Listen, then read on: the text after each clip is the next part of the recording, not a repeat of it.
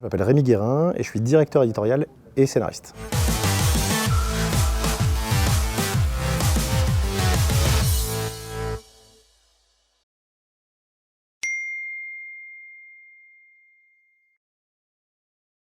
C'est une double question parce que depuis quand j'exerce ce métier chez Dwarf en tant que directeur éditorial, ça doit faire, ça a fait 1 an hier. Depuis quand j'exerce le métier de scénariste, ça va faire presque 15 ans que je suis scénariste. Alors pas dans le dessin animé au départ, dans la bande dessinée, puis dans le jeu de société, puis dans le jeu vidéo, puis dans le dessin animé, et toujours un peu de tout en même temps. Et j'ai eu, je ne sais même pas quand est-ce que j'ai eu cette envie. Je crois que depuis toujours, j'aime raconter des histoires. C'est quelque chose qui me plaît beaucoup. J'ai toujours écrit aussi, énormément. Et si je crois qu'il y a quelques années, j'étais commercial dans la bande dessinée. Et à force de côtoyer des auteurs et de leur raconter des histoires, il y en a un qui m'a dit « Viens, on fait une BD ensemble ». Et c'est comme ça que ça s'est fait. Et ma carrière a commencé comme ça il y a 15 ans.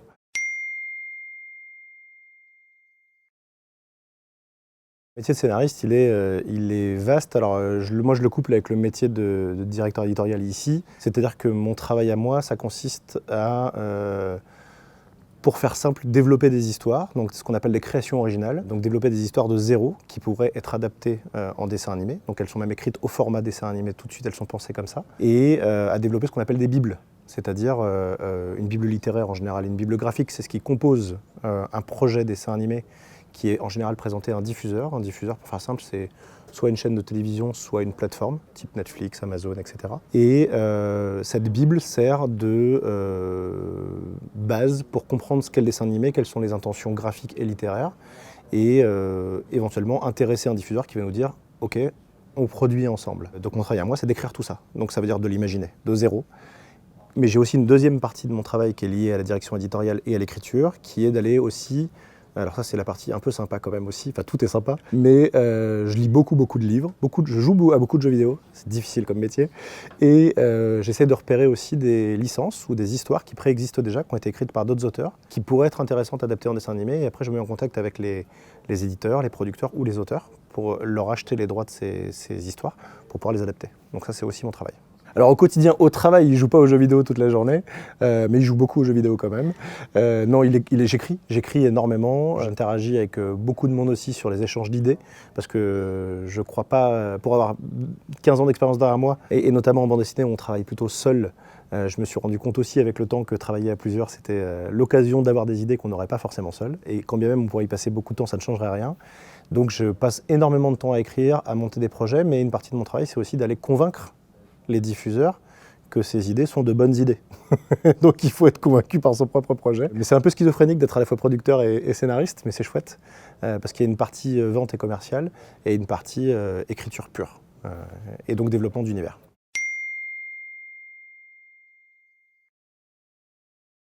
Alors, si je dois avoir une difficulté particulière, et encore c'est pas vraiment une difficulté, c'est plus un enjeu et une contrainte. Donc c'est plus une contrainte qu'une difficulté. C'est lorsqu'on présente un projet qu'on a développé, qu'on a travaillé, dont on est satisfait, qui nous convient parfaitement et avec un univers qu'on appelle maîtrisé, c'est-à-dire qu'on a choisi nos personnages, on les a décrits, écrits, etc. L'univers et les histoires aussi, et qu'on arrive à séduire un diffuseur qui va nous dire « je suis séduit, mais ». Ce que je voudrais, c'est qu'on travaille ensemble et qu'on change ça. Mais ça fait partie du jeu, parce que lui, il a une catégorie de spectateurs aussi, parce que quand on vend un projet à une chaîne de télévision, autant nous, on vend une histoire, eux, ils achètent un projet susceptible de faire des parts d'audience, c'est-à-dire du résultat. Donc du coup, forcément, on ne parle pas exactement le même langage à ce moment-là, et c'est hyper intéressant, et en même temps une vraie contrainte, de trouver un terrain d'entente sur comment on réécrit les choses pour que ça colle à la fois à leur ligne éditoriale et à la nôtre. Et les atouts, c'est que, alors évidemment, je passe le fait que je passe beaucoup de temps à lire et à jouer. Qu'est-ce que c'est plaisant de pouvoir décrire des univers, de pouvoir leur donner vie, et ensuite de les raconter et de voir les gens des yeux briller en fait quand on leur raconte ça, c'est chouette.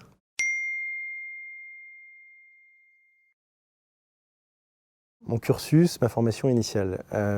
J'ai fait un bac littéraire, à l'époque où le bac L existait encore, je crois que c'est bientôt plus le cas. Ensuite, j'ai fait une fac de ciné. Donc je me suis orienté là-dedans sans trop savoir exactement ce que j'allais faire. Et puis très vite, j'avoue que j'ai plutôt préféré aller travailler directement. Et donc mais j'ai toujours travaillé avec des choses qui étaient en relation avec la bande dessinée à l'époque. Donc j'ai travaillé comme assistant chargé de communication à la Fnac notamment, où j'organisais des dédicaces de bandes dessinées. Et puis ensuite comme commercial, où je vendais les bandes dessinées qui allaient sortir aux libraires. Et puis finalement comme auteur de BD. Donc j'ai toujours été dans ce milieu-là. Puis j'ai écrit des courts-métrages aussi lors de ma formation. Donc en fait, l'écriture a toujours fait partie de moi. Donc du coup, c'est comme ça que ça s'est fait, mais il n'y a pas vraiment de formation. En tout cas, la meilleure formation qu'on puisse avoir, c'est de rester ouvert, et ouvert dans le sens curieux aux autres. Écouter les gens vous raconter leurs histoires. Il n'y a rien de plus intéressant et riche que ça. Lire énormément de livres, que ce soit, quel que soit le format, hein, du manga, de la bande dessinée, du roman évidemment, mais quel que soit le format, tant qu'on lit, on se nourrit forcément d'histoires, d'univers, d'idées, et puis jouer. Et puis, en l'occurrence, en ce qui me concerne, avoir des enfants aussi. C'est super bon pour la créativité.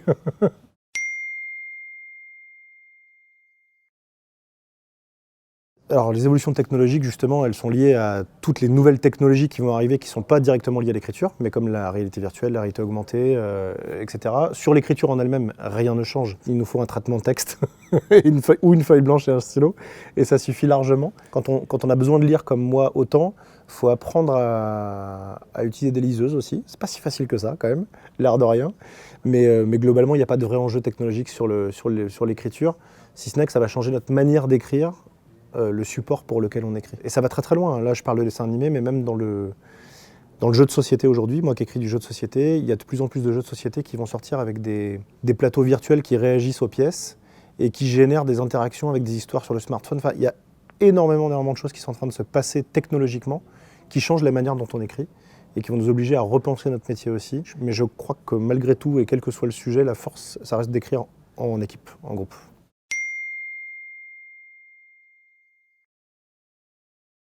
C'est difficile de répondre à ça en ce qui me concerne, moi qui suis revenu à Montpellier que depuis 1 an. Ce que je sais, c'est qu'aujourd'hui, dans mon métier aujourd'hui, ça m'ouvre des perspectives intéressantes. D'une part, il y a énormément de scénaristes parce que quand on monte des projets comme ceux qu'on monte, on n'écrit pas seul, on écrit avec des équipes de scénaristes.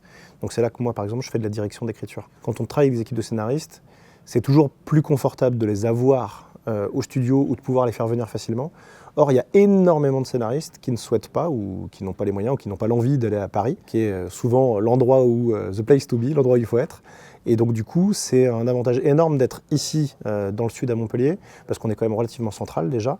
Et j'ai beaucoup de scénaristes qui arrivent. Il y a aussi énormément d'auteurs de bande dessinée sur la région de Montpellier. Et donc du coup, que ce soit scénariste ou dessinateur.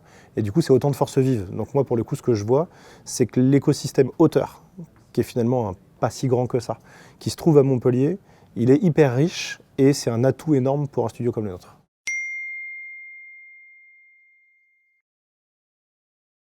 Je crois que le métier de scénariste en lui-même, c'est-à-dire écrire, il n'aura pas changé. Encore aujourd'hui, on écrit maintenant sur un ordinateur plutôt qu'à la plume, mais on continue à écrire quand même à la main. On continue à se transmettre les histoires à l'oral parce que c'est aussi comme ça qu'on fait le tri dans les idées et qu'on voit comment ça fonctionne. Je ne pense pas que ça aura changé. En revanche, à mon avis, ce qui va changer d'ici 10 ans, c'est pourquoi on écrit. Aujourd'hui, on écrit pour du format dessin animé pour les plateformes. C'est déjà très différent que d'écrire pour la télévision. Avec l'arrivée de la réalité augmentée, de la réalité virtuelle, il y a d'autres formes d'écriture qui vont arriver aussi, pour lesquelles on n'en est encore qu'au balbutiement. À mon avis, qui vont être passionnantes parce qu'il va falloir commencer à être capable d'écrire des histoires et à réfléchir à comment faire, à des histoires multiples qui vont se passer au même endroit et qui permettront à un spectateur de choisir de regarder où il a envie tout en continuant à avoir une histoire. Et ça, c'est des nouveaux enjeux de demain et je pense que les histoires vont dans cette direction. Ouais.